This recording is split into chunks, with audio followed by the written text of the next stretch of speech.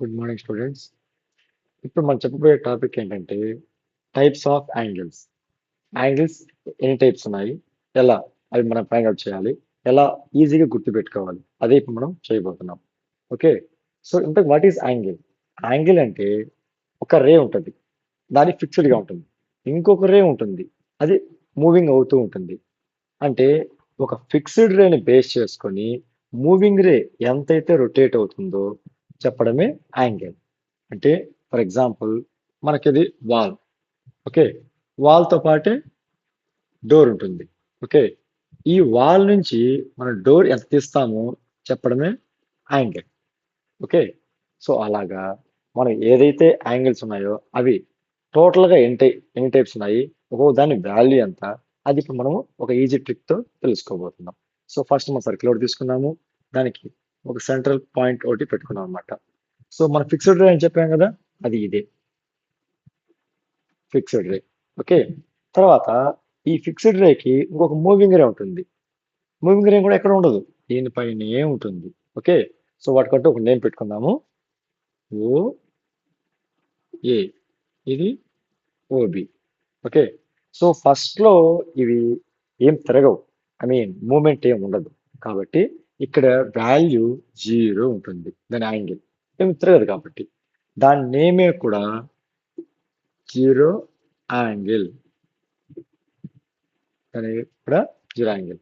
ఇక్కడ ఓఏ అనేది ఫిక్స్డ్ రే, ఓబి అనేది మూవింగ్ రే. అంటే ఓఏ అనేది తిరగదు, మూవింగ్ కాదనమాట, అక్కడే ఉంటుంది. ఓబి అనేది మూవ్ అవుతుంది. సో ఓఏ ఓబి అనేది స్టేబుల్ గా ఉన్నాయి కాబట్టి, సో వాటి మధ్య ఎటువంటి యాంగిల్ లేదు కాబట్టి ఆ ఉండే యాంగిల్ కి నేమ్ ఏం పెట్టాము, జీరో యాంగిల్. ఓకే, తర్వాత జీరో కంటే కొంచెం మూవ్ అయింది అనుకోండి. ఓకే, ఆ యాంగిల్ కి నేమ్ ఏమంటే అక్యూట్ యాంగిల్. Acute angle. అది ఎంతవరకు అక్యూట్ యాంగిల్ అంటే కరెక్ట్ గా ఇక్కడ నుంచి ఇలా ఎల్ షేప్ లో వచ్చేంత వరకు, అంటే 90 డిగ్రీస్, 90 డిగ్రీస్ ఇలా వచ్చే వరకు దాన్ని అక్యూట్ యాంగిలే అంటాం. అంటే 90 కాదు, 90 కంటే కొంచెం తక్కువ, 89.9. ఓకే, అలా అనమాట. సో ఇక్కడ చూడండి, దీన్ని ఏమంటామంటే రైట్ యాంగిల్.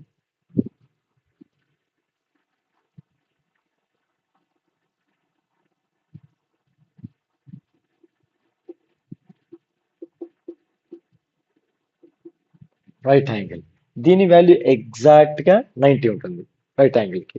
ఓకే, తర్వాత 90 కంటే ఎక్కువ, దాన్ని ఏమంటామంటే అబ్ట్యూస్ యాంగిల్. ఓకే, అంటే ఎంతవరకు ఉంటుంది అంటే 90 కంటే ఎక్కువ, తర్వాత ఇలా స్ట్రైట్ గా వచ్చింది అనుకోండి, దీని 180 డిగ్రీస్ ఉంటుంది. ఓకే, 180 డిగ్రీస్ కంటే తక్కువ, 90 కంటే ఎక్కువ అంటే 90.1. అక్కడి నుంచి 179.59, అంటే యాంగిల్ ఎప్పుడు కూడా మనకి ఇక్కడ 60తో ఉంటుంది. ఓకే, అంటే యాంగిల్ అయితే డిగ్రీస్ లో అయితే మనకు 180 360 వరకు ఎంత రాసుకోవచ్చు, అంటే మాక్సిమం 360నే. ఓకే, కానీ డిగ్రీ లోపు ఏముంటాయంటే మినిట్స్ ఉంటాయి. ఆ మినిట్స్ 59 మినిట్సే హైయెస్ట్. ఓకేనా, ఇక్కడ అక్యూట్ యాంగిల్ కూడా మనకు 0.1 డిగ్రీ మినిట్ నుంచి, 0.1 మినిట్ నుంచి ఇక్కడ 89.59 మినిట్స్, 89 డిగ్రీస్ 59 మినిట్స్ వరకు అది అక్యూట్ యాంగిల్. ఇక్కడ కూడా అంతే, 90.1, 90 డిగ్రీస్ 1 మినిట్ దగ్గర నుంచి ఇక్కడ 179 డిగ్రీస్ 59 మినిట్స్ వరకు కూడా, దాంట్లో సెకండ్స్ కూడా ఉంటాయి.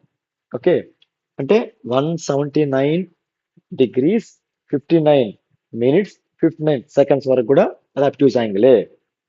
కరెక్ట్ గా 180 వచ్చింది అనుకోండి, దాన్ని స్ట్రైట్ యాంగిల్ అంటారు. ఓకే, తర్వాత 180 కంటే ఎక్కువ, తర్వాత 180 కంటే తక్కువ ఉండి, తర్వాత ఎంతన్నా ఉండి, ఎంతనంటే కాదు, ఇది అది కూడా కాదు, దానికి కూడా ఒక ఫిక్స్డ్ యాంగిల్ ఫైనల్ ఉంది, తర్వాత చెప్తాను. దీన్ని రిఫ్లెక్స్ యాంగిల్ అంటారు. ఓకే, అది ఇక్కడి నుంచి తిరిగి తిరిగి తిరిగి మొత్తం తిరుక్కో ఇక్కడ దాకా వచ్చింది కదా, ఇంకా తర్వాత ఒక రౌండ్ కంప్లీట్ అయిన తర్వాత దాన్ని ఏమంటామంటే కంప్లీట్ యాంగిల్.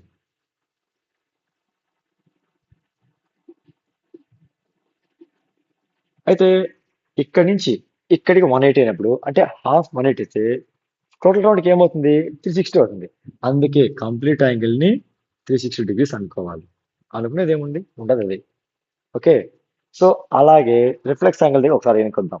అంటే రిఫ్లెక్స్ యాంగిల్ అంటే 180 కంటే ఎక్కువ, 360 కంటే తక్కువ. అలా ఉంటే దాన్ని రిఫ్లెక్స్ యాంగిల్ అంటారు. ఓకేనా? సో ఇలా మనం గుర్తుపెట్టుకోవాలి. ఫస్ట్ ఏమీ రొటేషన్ లేకపోతే జీరో యాంగిల్.